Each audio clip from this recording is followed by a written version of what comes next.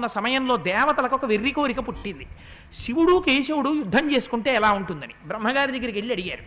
అడిగితే బ్రహ్మగారు ఎలాగో అలా వీళ్ళిద్దరికీ ఓ చిన్న కంటెస్ట్ పెట్టారు, యుద్ధం చేసుకోమని. యుద్ధం చేసుకోమంటే వీళ్ళిద్దరు యుద్ధానికి వచ్చారు.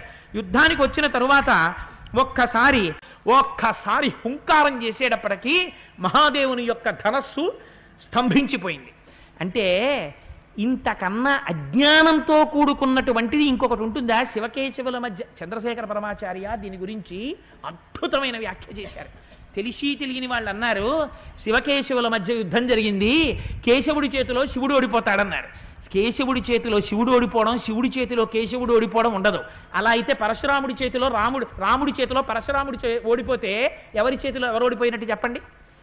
ఆదివరాహమూర్తికి వెంకటేశ్వర స్వామి వారు ఎదురొస్తే ఎవరెవరికి ఎదురొచ్చినట్టు చెప్పండి?